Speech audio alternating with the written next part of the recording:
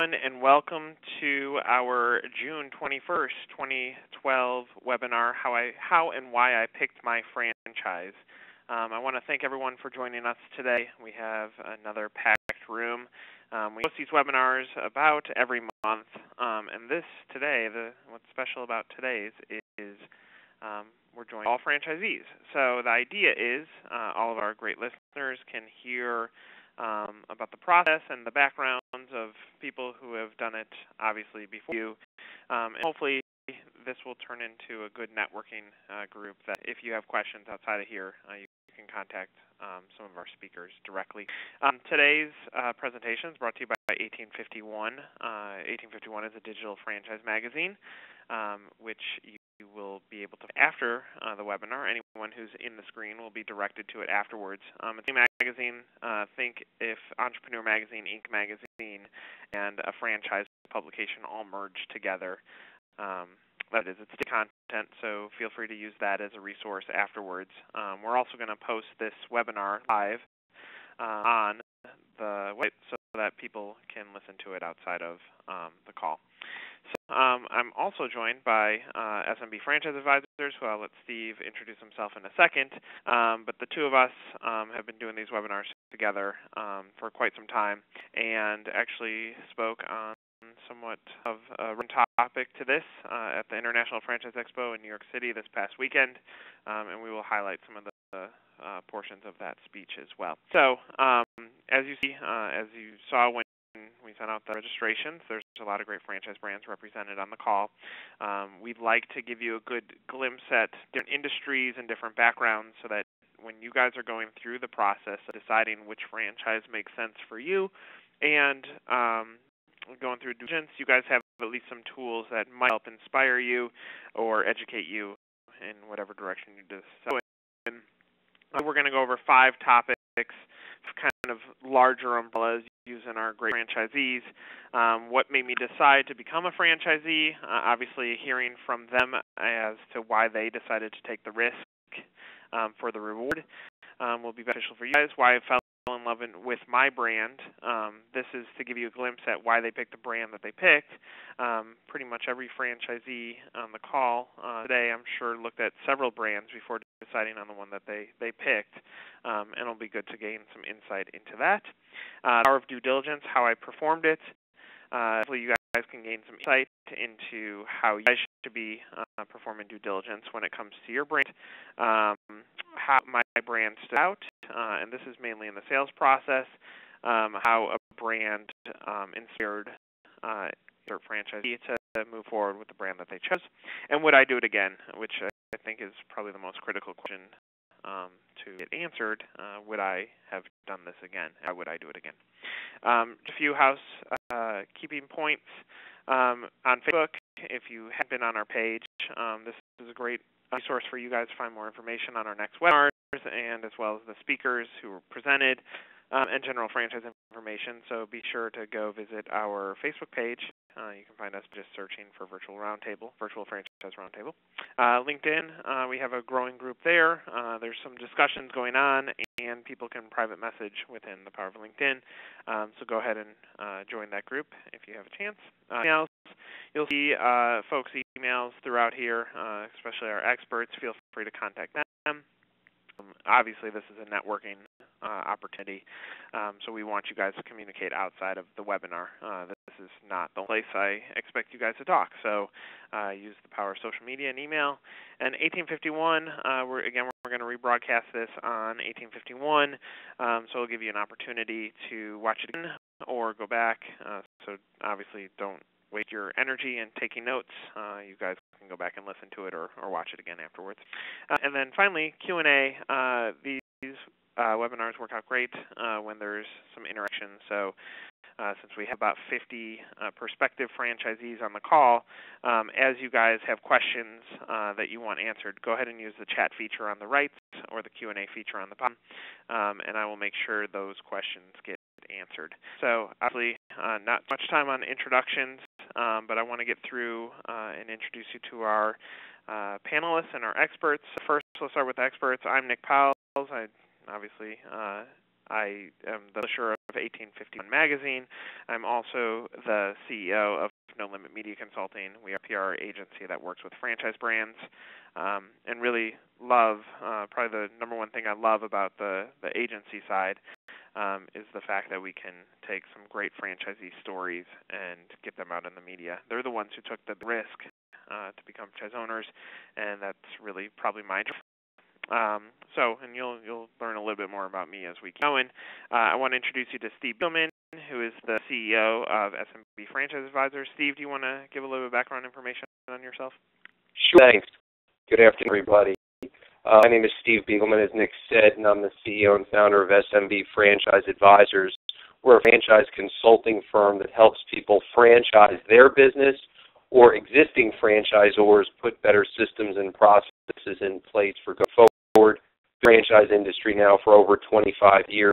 I'm a former senior executive for franchise chains such as Rita's Water Ice, Hollywood Tan, Salad Works, my own franchise system, that I built up and sold to my largest competitors. So franchising's in my blood. Very happy to join everybody this afternoon and give you an opportunity to hear from some great franchisees that are part of some very successful franchise brands. Yeah, everyone can see Steve's contact information on the bottom. The reason I love having Steve on these calls is he did it the right way when he was on the franchisor side, and now teaching franchisors how to do it the right way on the consultancy side. And that's really one of the reasons I love having Steve on here. There's a lot of options and a lot of educational resources and a lot of brokers and coaches who direct you in directions as to what franchise they think is perfect for you. Obviously, we're here to provide you some insight to make sure that you guys are taking care of it on your own and making sure that you guys are following the best practices that exist in franchising. So thanks, Steve, for joining us, and we'll be back to you in a second. And Terry Corkery, are you on the line? I'm here. Hey, Terry. Terry is the owner and chief executive officer of Franchise Works, which is a franchise educational portal. Terry, you give some background on yourself? Sure. Thanks, Nick.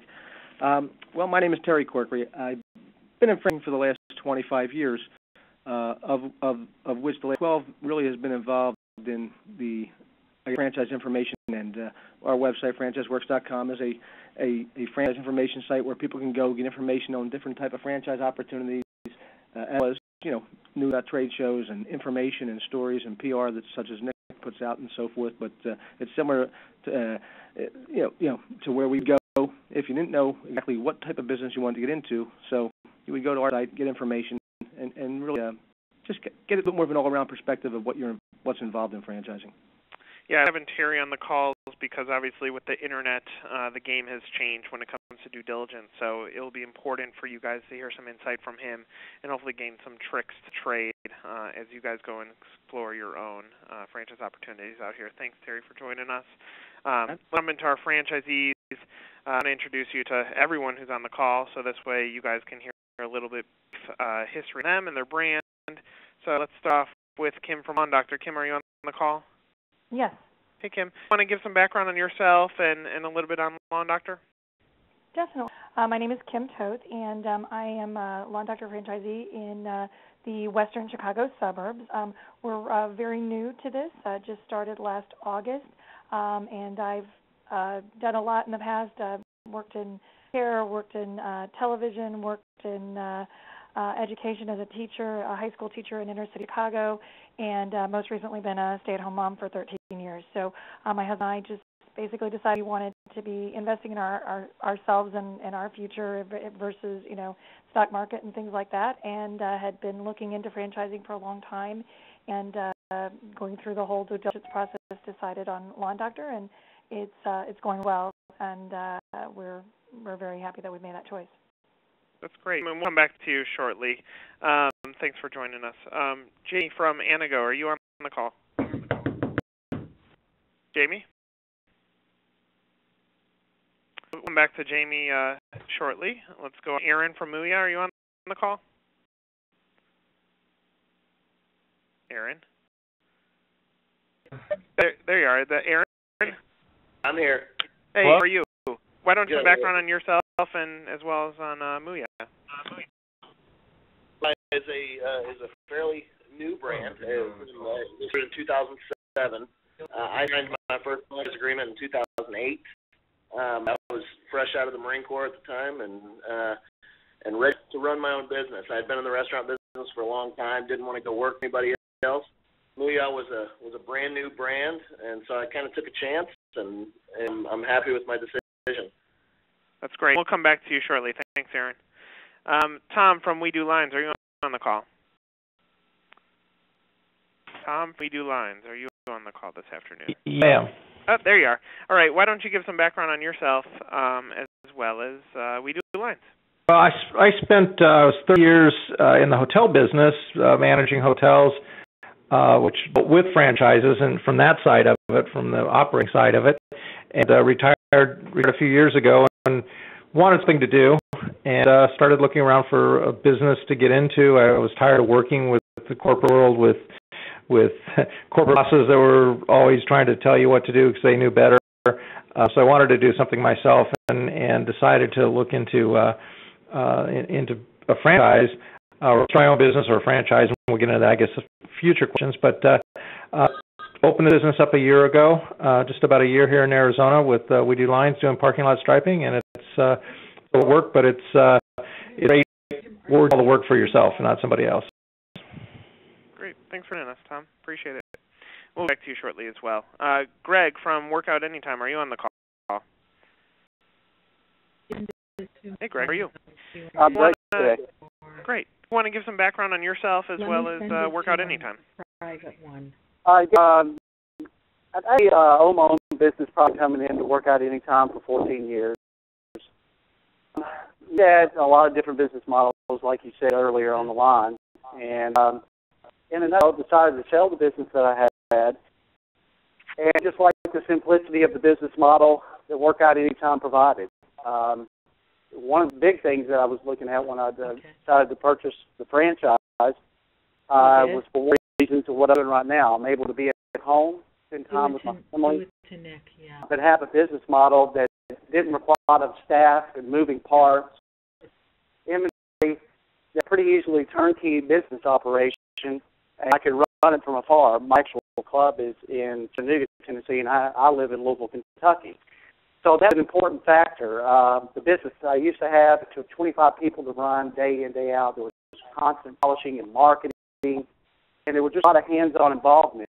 So this franchise model, more than it being in the fitness industry, which is what I'm doing, it answered some more fundamental things that I was looking for, such as, again, little to no moving parts. One of the things I loved about it, too, it never closed. And the members use a key card to come in to be able to engage in the workouts. So, in a sense, I'm not held hostage to an employee. If they didn't show up, the members can still engage into the product that they have purchased, whereas the business that I owned before, if I had an employee that didn't show up for whatever reason or whatever department, it's up to me to either go in and do the job myself or find somebody very quickly to replace them. So I enjoy flexibility and the freedom that it provided me. They have a lot of years of experience in the business model. The club layouts are great. The equipment selection is great. And we have $15 month-to-month memberships. We are considered what's called a value-price health club concept. And I think with the way the industry was evolving, the way the economy was moving, it's the right business at the right time. I love it. Do it over again. And I am looking at opening up more locations than what we have now. Yeah, that's fantastic. I love that we can explore with you some of the forward moving and looking towards the next step. That's great. Thanks for joining us, Craig.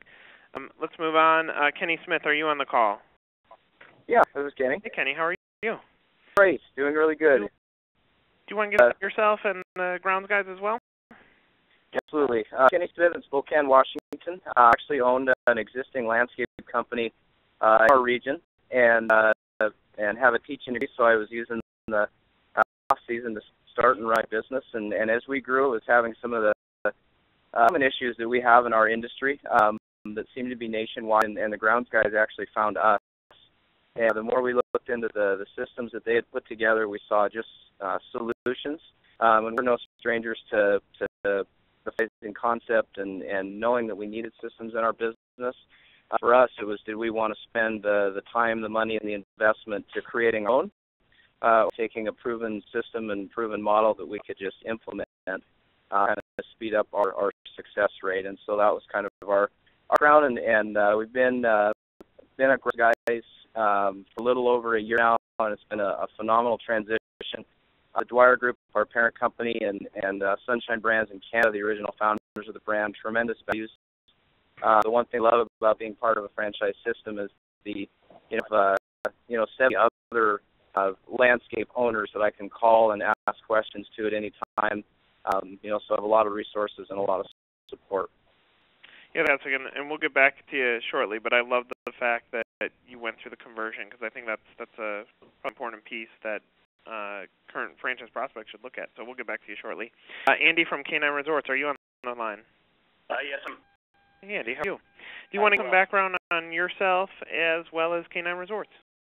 Absolutely. I had been in the IT consulting industry for approximately 15 years, doing project management and traveling all up and down the East Coast to work at various corporations.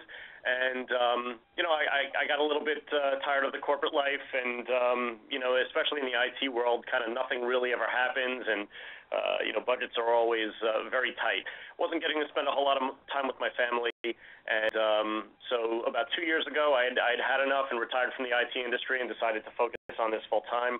I knew I wanted to work with dogs, and I was trying to kind of figure out a way that I could make that work. And and as soon as I knew that it was time, I knew that I would make it work. So I looked into industry and looked into hiring either just a consultant or working with a franchise, and I decided that it was best if I didn't reinvent the wheel, and I went with a proven system. And I had known the guys that founded Canine Resorts for quite some time, and when I toured their facility and kind of discussed their philosophy, excellence. Canine Resorts is a very high-end, luxurious daycare and hotel for dogs, and so everything that they do is first class. And the facility is first class, the level of service is first class, and frankly, when I looked around and went to other local boarding and daycare facilities, it just no one in the area even comes close. So really it was just a matter of I didn't even really want to compete with these guys. So I figured it was better to join them and get on board and help advance the product and be teammates rather than competitors, and so far working out great.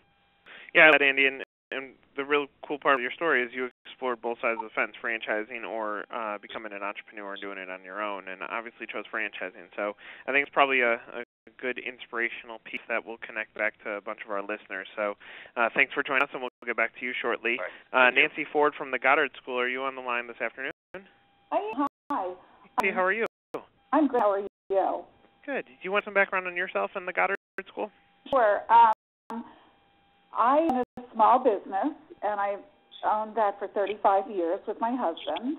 And we are in the industry of gymnastics instruction. And we service kids that are toddlers, 12 months in a movement and gymnastics program through competitive levels, boys and girls. And then we also have a large recreational program. We've had as many as, we're a small town, so 20,000 population in Connecticut, and we've had as many as 2,500 kids a week, and we've had fewer, depending on the economy over the past 30. We're into 36th year in September. But franchising was anything that I had ever considered because we've always done our own thing, and it became more and more apparent as my children, who are adults, we have one child who's in operations and management and works a 20-hour work week for somebody else and doesn't get rewarded for it. And then I have another one who's got an education degree who happens to work in my business, but she has a family now, and she doesn't get to spend much time with her little one because our hours are evening hours and weekend hours. The Goddard School, we have not opened yet. It won't open until probably the first quarter of 2013. A letter came across my desk, And they said they had a property in the next town from where we live, and they were looking for an owner. And the Goddard School is it's an accredited early childhood program. And they're rated the #1 child care franchise. And so I kind of took it and looked at it and thought, well, let me, start researching. So as a family, my husband and I, who own our school, and two of our 3 daughters, started this whole process. And I'm trying to think when we started it. Maybe it was only a couple of months ago. But we very quickly jumped on board and said, you know what, we want this for our kids. The model works for us. Their program is good. One of my granddaughters is in the program in a different location in Connecticut. I like the business model. I like the fact that there is real great support and a great foundation, and they've been doing this since 1988. So you don't have to reinvent the wheel. Being in the child care industry and with all of the regulations, I think it's important to have somebody behind you. And so we just decided we are, and our daughter will be the on-site operator or owner, and then our other daughter will be the educational consultant, and we'll help them for the first year or two just to get them going. But be great at it, and I actually think the product is really wonderful. So that's our story. Yes, and I love the family aspect of your story as well. I think that's probably a critical piece that many franchisees and prospective franchisees look at is, how can I involve my family? So that's great. Thanks for joining us, Nancy. Let's jump on. Is Bob Fullerton on the line? Yep. Hey, Bob. So obviously you guys can probably hear some background noise on Bob's phone. He's driving back from the national convention, the Toppers National Pizza Convention. So if Bob's line cuts out, we'll make sure that we get him back on. But Bob, do you want to give some background on yourself and Toppers Pizza? Absolutely, and sorry about the noise. So my name's Bob Fullerton. We're located in Cincinnati, Ohio. I worked for a very large company in sales and marketing for about 25 years, and now I work for a database company. So kind of a marketing and sales guy, and reached the point where my 2 sons, who were in their late 20s at the time, we want to start a business. Sounds a little like some of the others on the phone.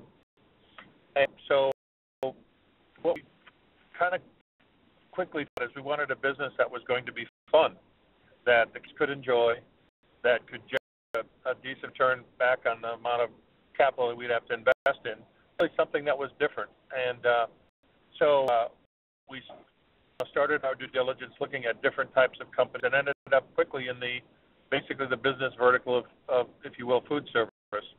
And started talking about the national brands, but I quickly ended up trying to find a company that was different and up and coming. And so Toppers Pizza really was the opportunity for us. I have great food. Everything is made from scratch, our dough and our sauce daily. They have a very, very tight marketing focus, which is on 18 to 34-year-olds. Our marketing is focused on that age group. Our stores are located in the chain near large universities, again, to be close to the target audience. And actually, as we met with the folks around, we found that the corporate values of Toppers were very much aligned with ours personally in terms of having fun, one of their corporate values, focusing first on the customer, integrity, doing the right thing, all things that we felt comfortable with and have come to learn that the company lives those as well as just have them on the wall. With our first store about 18 months ago, it's gone extremely well. We opened our second store a few months ago and are thinking about opening a third location. So we're very pleased, and it has definitely met the goal that we had originally laid out to pursue when we started the hunt. Yeah, that's fantastic. What I love about Bob's story is the fact that he became a multi-unit franchisee fairly quickly because he bought into the system. And frankly, us working as a peer agency for Toppers, I've noticed from the outside is obviously when you follow the system in place, nice things can result from that. So it's been fun watching Bob and his family's growth within Toppers. So thanks for joining us, Bob. We'll come back to you shortly. Dennis from Pita Pit, are you on the line? Yes, I am. Hey, Dennis, how are you? How are you? I'm good. Do you want to give some background on yourself and Pita Pit as well? Sure. I was self-employed when I bought into the Pita Pit business. I'm a misplaced Montana farm boy who ended up in the Northwest as a sales manager and to another, and I got tired of corporate before I found a franchise. I was and still am a general contractor. That's when it comes to building restaurants. But I'm concentrating on the Pita Pit and growing this business now. We've been in business with the Pita Pit about 4 years. We own 4 locations, and I've got the lease on my desk to sign for the 5th location as we speak. The Pita Pit is a great product. You know, it's a cheap product. That's one of the reasons I chose it. I do work out. I had to stay in shape. I'm going to be 52 this year, you know, and if you don't keep on top of it, it goes downhill on you. But yeah, that's about a great product. We, you know, a lot like Toppers. It was originally established in the United States around college campuses, or most of our client was between that 18 and 34 range. We don't market that way anymore, and most of my stores are not near college campus. So I was one of the first pit owners that took the business out into the mainstream. I don't have a lot of walk-around business at any of my locations, so I really had to learn how to pick a location and due diligence as far as finding that location, and I think I'm very, very good at that now. Who knows? So it's proving correct. Well, the 5th location, I would say you've mastered the techniques. I hope so. Yeah, that's good. Oh, and obviously Dennis, another unit who turned into a multi-unit franchisee, so obviously a lot of great experience that we'll lean on. And Jay from Fetch, are you on the line today? Good afternoon, everybody. I certainly am. How was everybody? Hey, Jay, how are you? Good. Do you want to give some background on yourself as well as Fetch? Sure. I do. I was in the financial services business for 18 years and got my first dog fairly late on in my adult life, and I was living in Atlanta and needed pet care, and I started doing a search. Of course, I Googled pet care like everybody else does and found a local Fetch from in Atlanta, which I started using and became invaluable to me. I was relocated to Birmingham, Alabama, which is my home, and there was no Fetch. So I had a very hard time finding somebody that could live up to the great service I had received. Started out as a client. I knew I wanted to own a franchise. I was doing research, and the owner of Fetch in Atlanta suggested that I look at Fetch. I really, at the time, did not realize that they were a franchise network. Purchased my first franchise in 2008, and we've grown also very quickly. We've got 6 units in 6 states, including Manhattan, in D.C., Philadelphia, Palm Beach, Canyon, Florida, as well as Charlotte, North Carolina. Yeah, the cool thing about your story, Jay, is that you have the ability to manage units in multiple states and cities, and I think that's probably a very skilled set that allows that balancing act, but I think you could provide some great insight on that, so I appreciate you joining the call. And Emily, and I'm going to skip ahead to his slide so you guys can see his, but Jay, are you on the call from Anago? Hi, can you hear me? I can hear you. Do you want to give some background on yourself as well as Anago? My name's Jamie Weber. My wife, Michelle, and I are master franchise owners in Nashville, Tennessee for Anago Cleaning Systems for the last 7 years. What we do is we sell unit franchises and we support them, including sale of cleaning contracts. We moved from Phoenix to Nashville shortly after getting married. Started this adventure. There was a lot of support at the home office, so that really helped. And through a lot of hard work, we've gained a lot of rewards. Previous to Anago, I worked 8 years with Enterprise Rent-A-Car in Arizona and Connecticut. That really helped for a system. I wanted something I could just execute on, and this was a great business model. I only looked at franchises, in fact. Right now, we've been following the system and doing very well. And some of the rewards, of course, are financial, but also the freedom to work on the aspects of the business that you really are passionate about. Thank you. Yeah, for that, Jamie, and we'll get back to you shortly because we're going to hit you on this first question. But obviously, we took a little bit longer than usual on introductions, but I think it's important for all our listeners to hear some of the background stories from the franchisees that are on the call. You have service, you got retail, you got big box, you got restaurants. So hopefully we touched on everything, but the commonality among all of our franchisees is that they're passionate about what they do and decided that following a system made more sense than doing it on their own. So those of you listening, obviously, if you have questions that you want to direct specifically to one of our franchisees, let me know by using the chat feature or the Q&A feature. I'll make sure those get answered. But let's go ahead and get into our umbrellas so that we can touch on a little bit more insight. We're going to spend about 5 minutes on each one of the topics. So as I bring it up, franchisees obviously keep your responses nice and neat so that we can quickly move to it and get to some questions at the end. So number one, what made me decide to be a franchisee in the first place?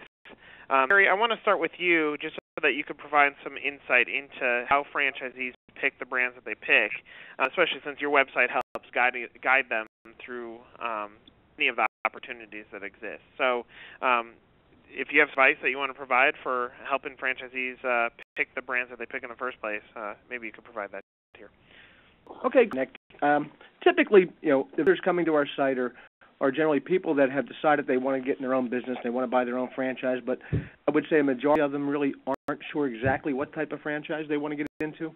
And a coming site like ours or 1851 or whatever the sites may be, there with the mission of I want to get into a food franchise or I want to get into a cleaning franchise or whatever the case may be, and on our site like this, like ours or whatever, they're looking at it and saying, it opens their eyes to a number of opportunities that may be out there. So and instead of looking at one, they're able to look at three. They're able to, to get the initial stages as far as the information, the cost, the areas that are available, things of that nature. So it kind of is the emphasis, it's the initial stages of them starting their project, but it gives them a little bit more insight on the companies that are out there, as far as and as far as the cost involved, as well as what areas are available. So it does that without the pressure of having to speak to somebody and feel like they're being sold something. So able to move at their own pace. When you were looking for the perfect brand for you, and obviously had decided franchising was the route that you wanted to take, what helped Anago stand out in the process, and maybe talk a little bit about the process that you went through to pick the right franchise for you? Okay, sure. Once I decided I wanted to own a franchise, was really the road was going down. Just Googled top franchises, and up came the top 500, and the top 10, 4 of them were janitorial franchise companies, and Anago was one I found. That and the people is really made the difference. They were genuine. They took an interest, and they went all the time. And in my case, I spent a lot of time on due diligence that we talk about later. And it had a successful plan and recipe that I could execute on that matched my strengths. Did you look at multiple opportunities after you Googled top franchises? Did you explore multiple ones and go through the process, or did you just stick with Anago?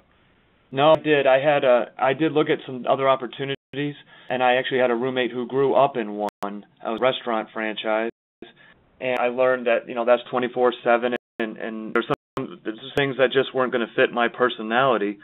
So I looked something based on what I was successful at in the corporate America, and that I would have fun at. If you're good at something, at times, and it's been my experience that I enjoy it more. So this seemed to really match my skill set. And I was excited to execute, and that's why I wanted a franchise, just something I could follow and execute.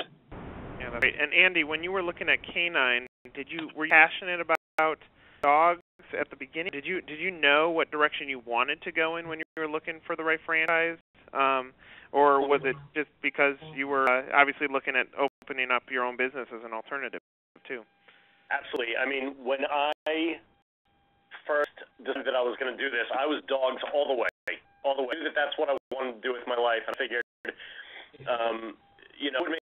I was so passionate about it and I had, the work and the passion to do it the best, and the possible that I'd be successful. So I wasn't specifically looking, to franchise, and then I said, Canine Resorts, that would be a great fit. I actually had come direct to Canine Resorts when I decided that I wanted to do this because I had been a client previously. And I see, if what I really want to do with my life is something like this. And, and I asked them, is there any way that you guys can maybe consult for me? And just so happened I was in the right place at the right time, that they were just about to begin franchising. So, I discussed with them what the business model was and, and what went into it. It really just seemed perfect for me. So I went out and I looked and kind of tried to decide what it would take to build something like this on my own. In fact, what I wanted to build was right in front of my eyes. There was no sense for me in inventing everything. I wasn't interested in becoming a visionary. I was just interested in doing what I love, which is taking care of dogs. So, it was just such a no-brainer that it was a perfect match right at the start. When I went, do some due diligence and look at other animal franchises, such as Dogtopia or Camp Bow Wow, I looked at them and I said, okay, I could be successful with them as well. With Canine, I just think it was, no pun intended, a different animal. It was just a higher level of service, a much more comforting and just a more beautiful facility, and that's what I want. I want it to be, the best of the best when I start opening my own business. So, I figured what better way than just to follow the system that they had in place and, and work together. And also, they give their franchisees an opportunity to help them so that we can move forward and continue to improve as long as Canine Resorts are around.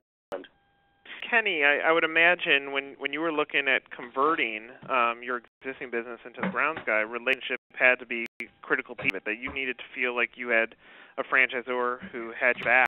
Did that play into a big decision when you decided whether or not you wanted to convert your existing landscaping business? Yeah, absolutely. Both my wife and I are really huge on having mentors and counselors and people that we can seek. And sometimes being in business on your own without the support, you can feel alone. It's not like you can call up your competitor across town. So having a franchisor that would support us, that we could use as for all things to help us muddle through being, the fun and the struggles and times that can come with being a business owner. And so that was a huge decision. The thing that stood out to us about the franchisor when we went down there, the first thing that they did with us when we were investigating the brand, to take us through a Design Your Life goal-setting seminar. It wasn't let us, tell you all about the Grounds guys right away or anything like that. It was, what are your dreams, what are your goals, and is this partnership going to help you get there? And we were just really impressed by that with the values. So for us, it was just a good fit. We knew, probably within 4 hours, if we're willing to have us, we were fun to work with them. Before you created your own business, before that, did you look at franchising? Was franchising even on the radar? No. The landscaping started as a summertime thing in between school years. I got my teaching degree, and I was definitely understood franchising, entrepreneurial minded, and knew we needed systems in business, and the Grounds guys actually found us. They called us, here locally in Spokane, and it was just the right timing. We were ready, and they appeared. Yeah, that's it. And Aaron, when you were looking at opening your first business, what made you pick Mooya? Well, like I said, it was a very young concept at the time. There were just a couple of stores, only one franchisee. So when I started looking into franchising was for me based on the sheer of franchise restaurants. I say 95% of franchised restaurants succeed in the first 2 years. So I was blown by the light, I guess. And it was a Better Burger segment was catching on, and moved a fun name. It was a very simple concept, and so it was an easy transition for me to get out of what I was doing and get into the restaurant business without having to break my back too much. There's just a couple of menu items, so the fewer things you focus on, the better you can do them. So that's what helped me decide. And then I met the people involved. It was gone. I knew that these were the guys that I wanted to work with. Fantastic. So Nancy, you were a business owner before becoming a franchisee. At what point in your career or life did you happen to franchising and actually think about it as an option with the Goddard School? I never thought about it at all, and I'm still a business owner. I still own our business. We're going into our 36th year, and my husband also has two businesses so kind of entrepreneurial, I guess. The reason that I chose Goddard, as it came across my desk and I started looking into it more, was because I thought it was a great foundation. It had a lot of support. We all met with them, and I think for our kids, it provides them with a great model. And other than trying to in our business, which has its limitations for them, I wanted to see them do something else, and they're great workers. And they said I think they'll be very successful. Nancy, ever think about with owning other businesses? Did you ever consider becoming a franchisor yourself? We did many years ago. My husband and I both have education degrees, and we happen to be in this sport, and we've been in it forever. And so that was brought our attention many years ago because we developed a very big preschool curriculum, and we just had children right away and never moved on it. So, but yeah, that was something that we thought about many years ago. Oh, that's real. And what about you? Did you know you wanted to become a franchisee? Had it always been in the back of your mind? No, it hadn't always been in the back of mind. I tend to look at things at both a micro and a macro level. But I was somewhat amazed that, with the business that I had and the health club model that I had, with all the things that it took to make it run day in, day out. I started watching how there was actually a local car wash, not that I'm trying to promote car washes, but one day they switched down where they used to have the guys at the end of the car wash that used to vacuum all the cars. They would wipe them down, and there was a cashier up at the front, and then all of a sudden one day they converted it over to what was called $3 car wash. They went touch screens where they had no cashier. You basically entered in the car wash you wanted, you swiped your card, you got a car wash, you came out in the end, you vacuumed out your own car, and all of a sudden there were just lines and lines of people going out trying to get into this car wash because of the price point. Then that's what happened with, and I'm not trying to promote Redbox, but Blockbuster Video. And now you got a set of guys who figure out how to deliver the core product, how to brick and mortar building, at an absolute fraction of the cost and make it convenient at a bunch of different locations. So it got me to thinking, it'd be honest, it'd be great if someone could figure out how to do this with a health club model.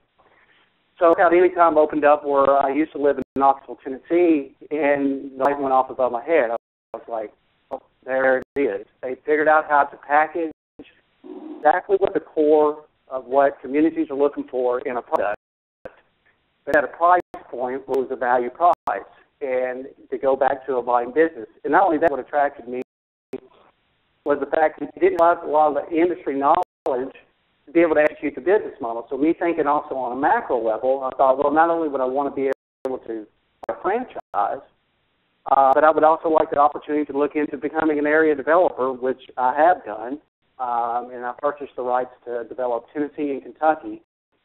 And again, the way the process team was already in place, I was really impressed when I went to Atlanta and met with founders Steve Strickland and John Q. Randy Carter was the integral part of that. He's had just years of experience in franchising.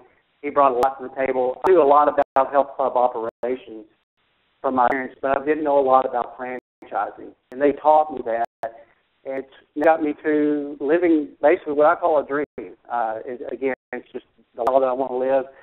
The fundamentals of the business are easy to execute. It's a small business model, which is what I like. And I can deliver the core of what communities are looking for without having to do a lot of polish and savvy marketing and constantly having to train the employees. So everything came together. It makes a lot of sense for me, and it's hard to make a lot of sense for a lot of other people because we didn't see a lot of franchises. The other key part I was looking for, and I'll stop it at this because I know we need to be brief, is for a young company on purpose for two reasons. One, a lot of mobility. Two, there was a lot of areas open for development. And I could take it to number three also, and if me deciding to become a developer for the company because I felt so good about the brand, it allowed me opportunities to help them expand the brand and be part of their team, not just from a franchise level, but also as part of the corporate team. So, I don't know what else to say, but those are all the reasons that went into the ingredients of why I chose to become one. Yeah, right. And obviously, one common denominator in everyone's story so far has been them falling in love with the brand. Steve, how important is it to absolutely fall in love with the brand when you're picking it? And should you fall in love with the concept or the product, or should you fall in love with the idea of the profit margins? You need to be passionate, Nick. You said it earlier, and when we heard all the franchisees talk about the decisions that they made to go into the business opportunities that they chose, we're passionate about it. And so you need to be passionate about it. You need to really be excited about the brand. And you don't love changing transmissions or dealing with cars, you're not going to love going in the transmission business no matter how much money you can make. So you have to be passionate about the business. You heard Alan talk about how much he loved dogs, and he knew that was the business he was going to go into that industry. So you heard somebody talk about how much he loved the hamburger business or the restaurant business, which is why he chose to go Muya. So every business is different, but you want to make sure that you're passionate about the business and that you understand the business model and understand what you're getting into. Somebody else talked about lifestyle and didn't work 7 days a week and chose a business opportunity that allowed him to work 5 days a week. So, those are important things when choosing or picking your franchise. You understand what you're looking for. You want to be passionate about it. You want to do something you enjoy. As we know, life's too short, so you really want to enjoy what you're doing each and every day. And certainly you want to understand the unit economics. That's really important, too. You obviously have a depth of background. You've tried and dipped your hand in many different industries and careers. What made you fall in love with Lawn Doctor? He talks about passion about it. I definitely was not passionate about landscaping and lawn care. My husband was, but I definitely was very passionate about customer service and about the environment. And given that I was a biology teacher, and what actually got us started with Lawn Doctor was my oldest son had some severe health issues and was really concerned about, what were we putting on our lawn and what was going on in that case. And we started doing some research and found out Lawn Doctor, but there wasn't one in our area. And they had this lovely little link on the page and said, but you can become one. And so when we started researching Lawn Doctor, I think what made us passionate about them was that their use really matched what we felt like was important, caring about the environment, caring about healthy lawns and not just a quick fix, and really big focus on customer service and on educating the customer. And I think then once we got to know them more, learn about, Lawn Doctor and the support was available, not just the support training from corporate, but also the support from other franchisees with, 460 franchisees in the nation now. There's a lot of support from great ideas and able to help us grow very quickly, which we have. In addition, that they had, equipment that was patented that was also going to help in that process to be more healthy for the environment and to be able to customize what we were doing. So, Kim, because you got such a wide background, did you ever think about franchising before this point in your life? My husband had been looking into a lot of different franchise opportunities, and I think, we really had never come across anything that was the same fit and the same support that we felt like we found when we found Lawn Doctor. Interesting. So obviously working with your husband, was it changing for you guys to find a brand you both could love, or did it happen pretty easily? It really happened really easily. I mean, I think somebody else mentioned when when they went down and met with the, corporate, when the same thing was true. We went for our discovery day with Lawn Doctor, and there's that kind of moment really feeling like it's a good fit and knowing that. And I think we really did. We felt, their values much matched ours, and the support that we saw there really matched, and it was kind of one of those things where we knew right away. Very interesting. Obviously, you came from groundskeeping background, so you had something tied into it. But what made you fall in love with the grounds guys? The thing that really made us fall in love with the brand, we were so excited about it just from discussions and Discovery Day. It was really when we went to training and we learned the secret, to their success, and we talk a lot about culture. And the culture of care, and being a teacher, I have a teacher's heart, and so the one thing that they really brought home to us was developing a culture in your, in business, a place where people want to work, where goals and dreams are becoming reality.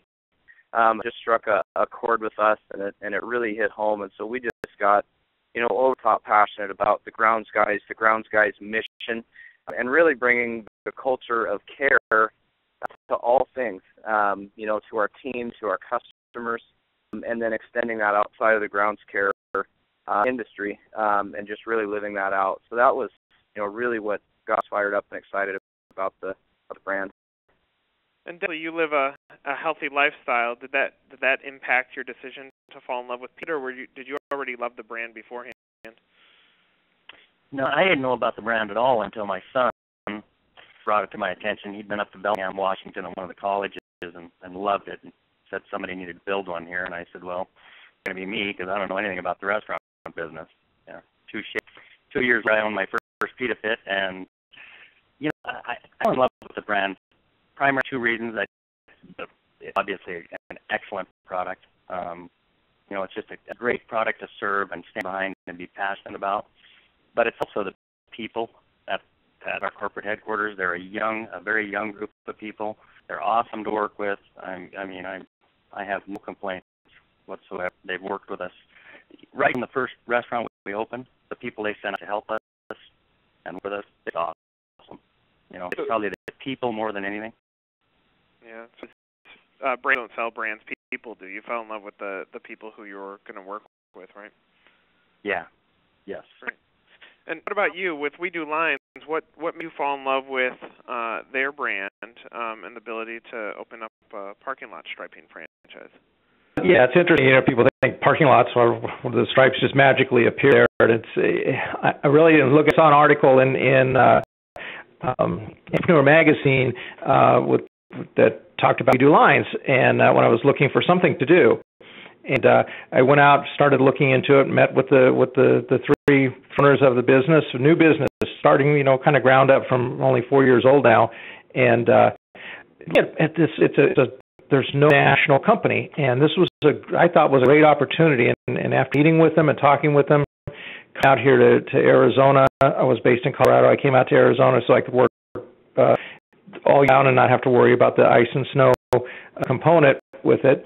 And looking at it, I thought it was a nice fit. It was a good business opportunity, and as I think Kim mentioned earlier, when we went out to meet the guys, it was an instant fit with their personalities, my personalities, and the type of business that this is going to be.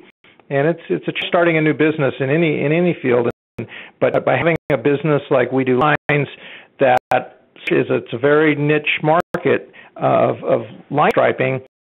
But having that business there and being able to work with more franchises as the company grows and you have more franchises, it was a real good opportunity to get on the ground floor and grow a business and grow a whole franchise concept with We Do Lines. Yeah, it'd be a common theme that getting in on the ground floor makes a huge difference. Jay, I imagine you got in pretty early with Fetch too, and that's part of the reason why you've been able to grow so nicely. But what made you fall in love with Fetch, Peck here? Well, at first, I will say that certainly turned me on to the brand, but at the same time, when I'm doing due diligence, and I really was looking at 5 different franchises pretty significantly. That happened to be the least investment or, capital risk, but also was the best personality fit for me. I was also looking for a company that was pretty young, that did a lot of expansion. I don't think when I started in 2008 that I was planning to have this many franchises, but the opportunities came and I seized them, and we've done very well with it. I'll say something else that I've not heard that I about Fetch is that I have a voice and can, with company as a national network, and we really, everything that is said by all the different franchise owners, and we grow every single day and then strengthen our brand, the input from our owners. So I like the fact that I was able to get in with a group and follow a game plan, but also have a lot of input on what that game plan is going to look like over the next 5 to 10 years. I love that. And Andy, I would imagine you wanted to have that same voice with Canine. I mean, you could have gone and opened up your own business, but you chose there. Was having a voice one of the reasons why you fell in love with Canine Resorts?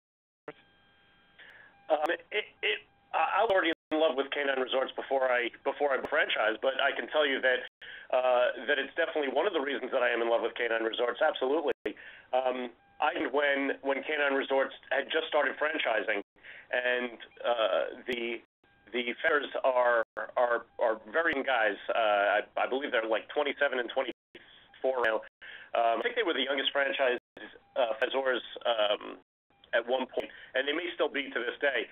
They were very energetic, and they seemed to get it more so even than people that I worked with in the corporate world that were C-level executives.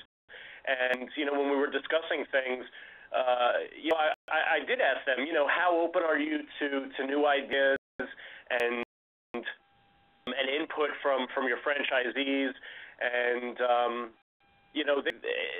they're open to any ideas as long as A, there's a good business case to implement that idea, and B, if it can be duplicated or replicated across all the franchises. So, they make sure that they do it in a responsible way, but they're definitely willing to listen to my input. And even, just in this first year, we discuss everything, that I'm doing with my franchise, and even that's going on with the franchise at large. And we discuss it, and, they listen to my ideas, and they respect my ideas and the ideas of the other franchisees. And, when we discuss it in a very level field, and so I absolutely feel like I have a voice here. And one of the reasons that I chose it was, there were 2 reasons. One, that I thought the product was superior, and 2, that I knew that the franchise would be energetic and constantly moving to improve, and just their the general culture of just doing everything top notch and with the greatest effort. That was the thing that really truly sold me in the end. That's great. Obviously, when you opened Topper's Pizza in Cincinnati, you were kind of a pioneer. You were taking the brand into a new market. Did you find that as something you loved about the brand, or what kind of abilities of growth abilities did that apply when you were looking at why would you actually fall in love with a brand like Topper's? It was a concern because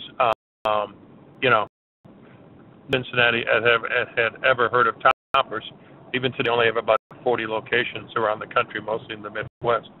But the brand was so strong in terms of great tasting food, strong corporate leadership from the top down, the concept of marketing to 18 to 34-year-olds they had nailed pretty well. And so, it was a bit of a risk, look back on it, but once our store opening was fabulous. We did a lot of marketing, non-opening marketing activities that were based on the corporate experience in the past. And together, really, we never really seen any concerns. Our concerns were founded after we got the store up and running, and now with our second store, that the power of the brand, the strength of the brand, the taste of our food, and just the kind of way that we market to to our audience really has helped us to overcome the initial concerns of not having a strong identity in the local community. And again, for all those reasons, they were all reasons why we did fall in love with the brand as well.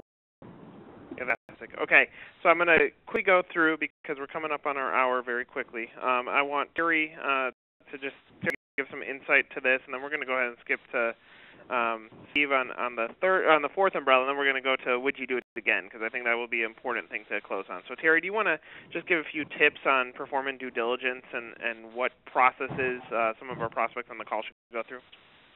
Yeah, absolutely, Nick. I think initially, obviously, it has to meet their your financial range as far as the investment goes. When looking at a business, you don't want to be undercapitalized going into it. And provide for me financially. Can I make the money from the business that's running income? Do you have a passion for it? Do you see yourself doing it for the next X amount of years? So you have to feel comfortable with the franchise company. You have to get along with the people and feel that they're going in the right direction. The three things I look at are really your system, support, and recognition. I mean, I think they're probably the three things you should look at when looking at a franchise. Okay, Steve, I want to jump to you and hit the next umbrella, which is how my brand stood out in the process. How should people look at their brands when they're looking at it? And should you explore competitors when you're trying to decide what brand makes sense for you? Well, Nick, you should be comfortable with the brand. So certainly you should do your homework and you should investigate other companies in similar industries. If you find an industry that you're really, really passionate about, whether it's lawn care or it's pets or it's restaurants, whatever business might be or the industry, you definitely do want to look at other companies that are out there, in the same industry or the same kind of, field. But at the same time, you want to be comfortable with the people. Just some of the people said on the call today, some of the franchisees, they really felt comfortable, and you get that feeling. I think the franchisee from Lawn Doctor said that. I know the franchisee from Nine and Jay Barrett from Fetch all said that. They felt really comfortable with the people. And if you're comfortable with the people and do your due diligence and you do your research and it meets the goals and the desires that you have for being in your own business, that's what you really need to look for. If you find those things, then you move forward with the franchise brand at that point. From the get-go, should you be asking yourself whether you would do it again? Looking forward, should you be looking at multi-unit? Should you be looking at your next step from the get-go? Franchisees that when you're looking at a franchise business opportunity and you're doing your due diligence and you call other franchisees in the system, it's the first question that I tell them that they should ask. If you do it again, would you? And I think almost all the franchisees or all of them on this call said they absolutely do it again. They're very passionate about the business, and I think we're probably going to leave that question now. But you certainly want people that are passionate about the business, excited about the opportunity. You want to think ahead. I think Jay was saying he didn't expect to have as many franchises as now with Fetch. But, you certainly follow the opportunity, and if the opportunity presents itself for you to become a multi-unit franchisee, and I think there's a few on the call. I think the person had to go as a area developer, master franchise. So when the opportunities present themselves, that's great. You want to take advantage of those opportunities if it makes sense for you. And some people are happy with one location or one franchise. Others want to get to 5 or 10. Others want to be area developers or master franchises. Okay, I want to go through, because we skipped over the two umbrellas because we've been fed so much great information on the first two. I'm going to reach one of our brands, and rather than say would I do it again, say why I would do it again. So let's just go through a quick short answer from everyone. Hey, from Fetch, let's start with you. Why would you do it again? I would again because it's so passionate about, and the infrastructure is there. Franchising is the way to go as far as having a track to run on a game plan, and absolutely would do every single thing. I would again. I can travel from South all the way up to Manhattan and do it all for business. Great. And from Anago, why would you do it again? Yes, I'd do it again because I learned more than I ever could in corporate America. I grew more than I ever could. I have skill sets I didn't know I would have at 7 years later. I didn't get downsized like some friends in corporate America. And, not only that did I have an income and a fun job, fun role play with my business, but I also have an asset that's appreciating in value as the revenues and the profits grow. So that's extremely exciting. I would do it again. Great. And Kim, Lawn Doctor, why would you do it again? I think I would again because the Lawn Doctor model really works. Between the support and the way they've set up the model, it really does work. We've been able to gain a second territory, and we're planning to open another in the fall and have 2 others that are being held. So we've gone from 0 customers last August to almost 700 customers, and it works. So that's definitely a reason to do it again. That's wonderful. And Greg Parker from Workout Anytime, why would you do it again? I would do it based on the financial reward. Foremost, I mean, I want to open up businesses so I can make money, obviously, but I think probably even more important than that, I would do it again because of the lifestyle that it's created for me.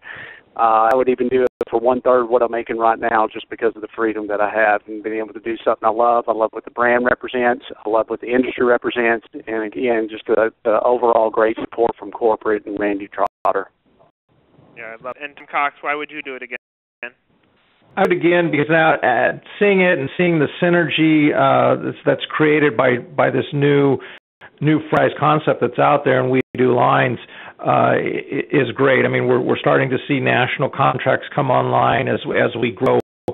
We're being able to feed off of, I'm way out here in Arizona. A lot of the franchisees are along the East Coast, and to be able to work with the different franchisees and the training and the background of all the people, the support is extraordinary, and we're really starting to see the synergy grow with major companies coming online with this almost daily, and it's a really great opportunity. Fantastic. And Bob from Toppers, why would you do it again? Well, absolutely, it's helping. It is meeting the financial expectations that originally expected. They've been absolutely great, and I think align very well with kind of use, and honestly, it's a lot of fun. Dennis, why would you do it again with the Pita Pit? I'm a builder at heart. I love to build anything. Oh, yeah. We built our first one, said I was going to build another one. Probably not. I wasn't a multi-unit guy to start with. I became one in the next year or so. Not only do I like to build things, usually when you build things, you're helping somebody out. And so when I open a restaurant, I'm hiring another 10 to 15 employees, and some of those employees are paid very well, and that's just pretty cool to me. So I guess that's the primary reason. Yeah, love it. And Aaron from Muya, why would you do it again? Aaron still on the call? Yeah, can you hear me? Yeah. Why would you do Muya again? I love having my own business, but I equally love having the support that I get from the franchisors. So I like the freedom that I have, and it is my business, but again, I have that upper level support that keeps me on a straight path. And Kenny from the Grounds Guys, why would you do it again? The renewed energy and passion for our own dreams and goals, and the way that it's expanded. Somebody mentioned the opportunities that they've had as being being a part of such a system, and the relationships, things that have developed, things that we didn't coming into this experience that we've experienced now, that have been more than gratifying. Our goals, our dreams, having our team members, it's just been such an incredible experience. We do it again in a heartbeat. Love it. And Nancy from the Goddard School, why would you do it again? Well, I am going to figure that out because I haven't opened yet. Great. And I'm sure you will figure it out as you go through the process. Steve, do you want to give any last suggestions for some of the listeners that we have on here on any last-minute tips on how they should go about the process? I think that obviously do your research, do your diligence, communicate well with the franchisor on what you're looking for and what your objectives are, and going into a business and being your own boss. communicate with franchisees. It has been a great source of information from franchisees from over 10 different franchise brands. Very informative. If you're to ask any of us questions, you see our emails on the screen right now, mine, Nick's, Terry's. We're happy to answer any questions we can for you guys. But certainly do your research, communicate with the franchise brands, and communicate with the franchisees. And make it something you're going to enjoy and have fun with. The worst thing that you could do is go business and force into it, realize it's not what you're passionate about. So, passionate about it, do your research, and then do your dream. Steve, I want to thank all of our franchisees today. I mean, I'm shocked at how quickly time flew. I think we could have spent another 2 hours talking on this topic. And that's really the cool thing. I would say for all the franchise prospects listening on the call, or those who will listen to this recorded down the line, here's a group of franchisees who probably have a lot in common with what you're going through. You should connect with them. You should hear their stories. You should ask if you can spend a few minutes with them and understand their process and why they went through it. But you had great stories. I'm inspired, and I really appreciate you taking time out of your busy days. I know you're busy operating your personal location. So thank you for joining us, and we're definitely going to do another one soon because we still have a lot more to discuss on these topics. So thank you, everyone. Have a wonderful rest of the week and weekend, and good luck as you go through the process of finding the right franchise for you. Take care, everyone.